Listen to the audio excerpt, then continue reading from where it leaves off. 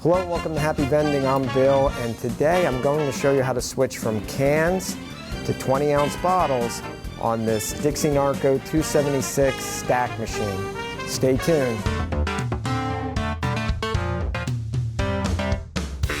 Happy Vending. So although they no longer make these Dixie Narco stack machines, you still see them a lot. This is the 276, which is the smaller model.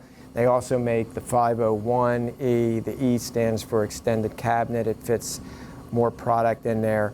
They're really great. They're reliable machines. There's tons of them out there, and there's tons of them in operation.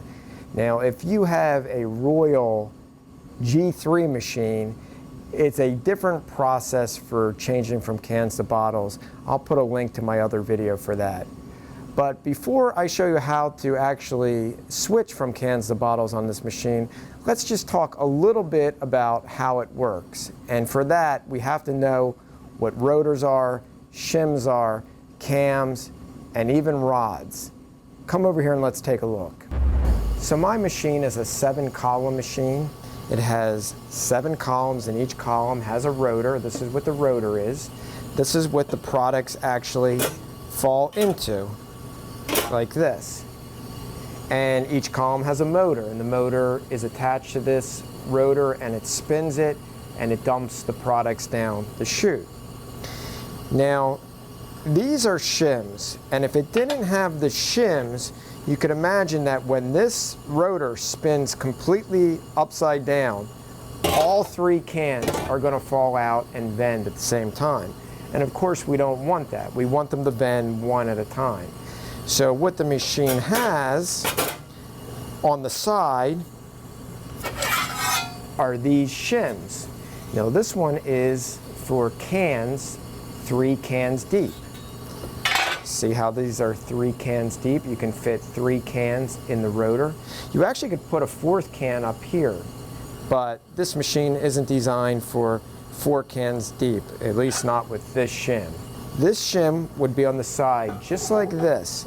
So as this spins around, the first can that's going to come out is that first one. You see how that rolled out, but the other ones are sort of being held in?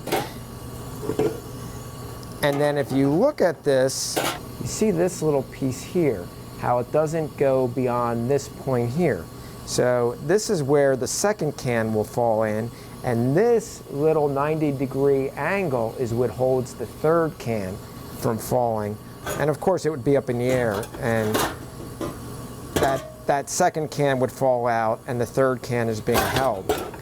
In order to see this a little better, let's look inside the machine. I'm activating it. You see it spinning. And there comes the first can in the first position. And now I'll press it again, and you'll see that second can will come past the shim. And the shim is holding the 3rd can. And I press it one more time.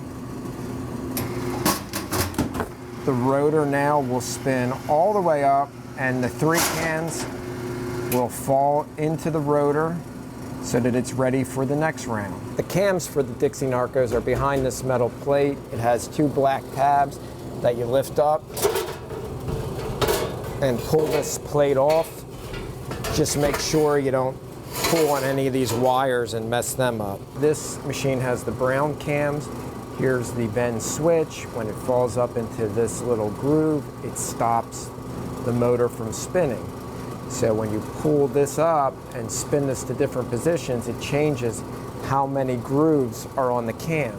Right now in position 1 for cans 3 deep, here's the little notch in position 1. It has 3 grooves, so it stops the cam 3 different positions.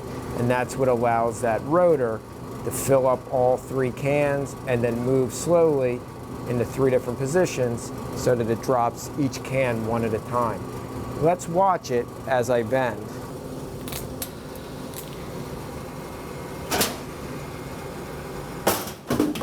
It vended the first can, and it stopped in that first groove. Now it doesn't have to move far to vend the second can, just a little bit. Second can vended, and it stopped the rotor. And now the last one It vended it, but now it has to spin all the way around to fill up the rotor with the 3 new cans, and stops there, and it's ready for the next round. So now to set this up for bottles, and I'm going to use these Powerade 20-ounce bottles. These are wider than your typical 12-ounce can. And for that reason, we're going to talk about rods here. You can notice that this rotor has this metal rod in here. This rod can move into one of 3 positions, position A, B, and C. And it has a little spring on it. And all you have to do is push toward the spring, and then the rod is going to pop out like this. You really only need the rod for 12-ounce cans, and maybe if you're trying to vend 16-ounce bottles in here, which are about the width of cans. But if I'm just putting these 20-ounce bottles, I don't need the rod in there. The rod lifts up the product a little higher to help it vend better and not create jams. Now the bottles, since they're longer, can only fit 2 deep. There's not enough room at the top to fit a 3rd bottle. And they require, since they're only 2 deep, their own special shim, a bottle shim. So this is over here on the right, and it allows the first bottle to fall through while holding the second bottle. And then when it spins more, the second bottle will come out. How do we know which cam setting to put it on and whether you need rods or not, or what shim you use? Let's take a look inside the machine. So as you open up your machine and you look at the inner door, you should have this diagram here for loading different types of products. And these are for the Dixie Narco E model machines, both the 501 and the 276. Now over here on the left, these are for wide columns. Now the 276 doesn't have any wide columns. We have the narrow columns, so we're interested in these settings. Over here it shows you what the product is. So 12-ounce can, I follow over to the narrow settings. It tells me that the cam has to be set in position 1, which mine is, that I need to be using a can stop shim for the right side of the machine, which is the one I have, and there should be a rod in position B of the rotor, which is where I had it for my cans. It also shows you where you should have your rear spacer, position 13. It's a little hard to see what positions they are in, so they have these extra holes here so you can count how many of those bigger holes are, and then you go one up from that one.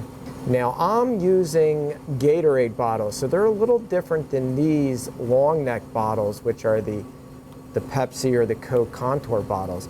Mine are the Powerade, so notice they're not as long, different shape. So for this one, it's telling me to have position 15 for the rear spacer, and on the brown cam, have it in setting 5, and use a bottle shim on the right-hand side, which is what I have. So we have to take out the can shim and put in the bottle shim. Depending on the position of the rotor, you may not be able to easily lift up and down the shim to get it out of the column. For instance, if the rotor is down like this, it might be locked onto that lip of the shim and you can't pull it up. So there is a way to move this around manually. Now you can do it with the machine on, but for the sake of safety, sometimes it's best to just unplug the machine in case the motor doesn't somehow activate while your hand is in there, and then it breaks all your fingers.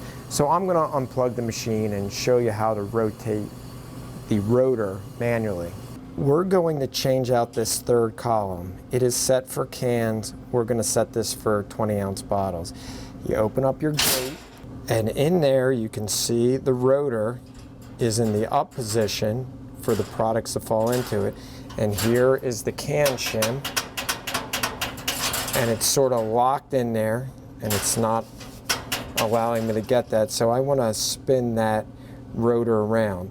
To do that, you come down to your motor, and this is the brake, this little brass latch here. You see that little plastic latch lifts up. Once you lift up that brake, you can spin the motor. I can do it by the cam, or I can reach under and actually physically spin the rotor around. And as I'm spinning it, you can see the cam moving as well. Doesn't move real fast, but you can move it. So you can see that rotor moving in there. And now it's cleared that lip right back there. You just grab that shim now and pull it straight up and out. Now let's get the bottle shim. The shims go in this position with this lip sticking out to the left in the back, just like this. You fit it in behind the rear product stop and just let it fall straight down. And it falls right into place. And that's perfect. Notice this rotor has a rod in it because it had cans in it. So I'm going to remove that rod. Remember, they're spring loaded. Push toward the spring and just pull it right out like that, because you want the bottles to fall in there deep. So now I got to set this rear spacer back. It's got to go back 5 spaces.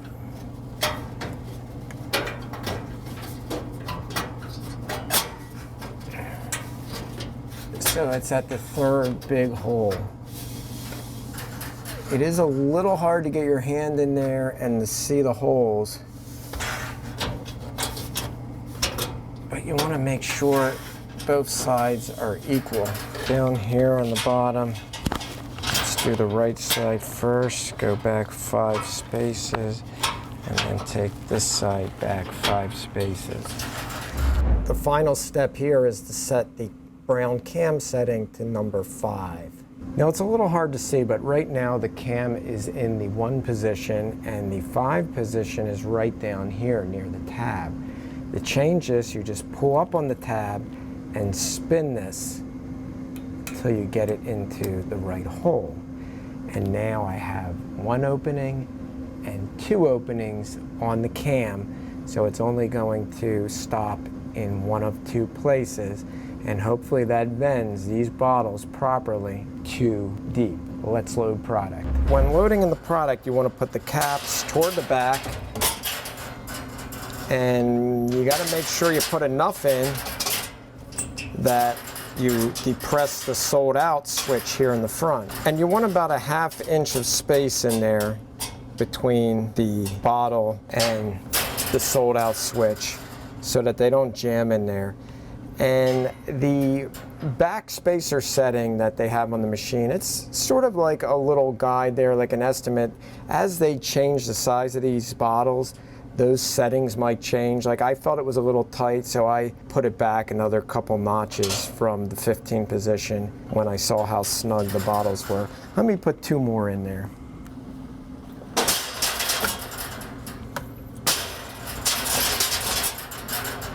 There we go. That should be enough for testing this.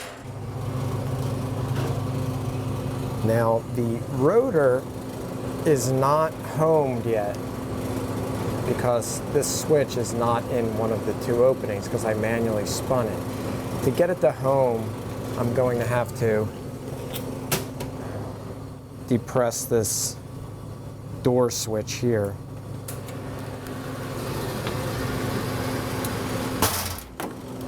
Not only did it home, it knocked out 1 of the bottles. And now I know that when it moves all the way up to the 2nd notch, the 2nd bottle should fall. And in the process, it should also get that rotor back up to the up position so that the 2 new products fall into it, and then it's ready to go again. Let's test vend it. Let's take a look at it from underneath so you can see how the shim stops the bottles from going. And remember, this is the 3rd column that we're vending. Here comes the first bottle. And the shim is holding that second bottle in place. Now let's vend the second one. Goes past the lip, spins that rotor all the way up so that the two new products fall in, and it's ready for the next vend cycle. Now that we got it all set up right, let's test it once with money and make sure it works that way. I still have this third selection set for $1. I wouldn't sell Powerades for $1. I would have to move that up to $2.50 and put a new Vend label in there. But let's try it anyhow. Took the $1, third selection.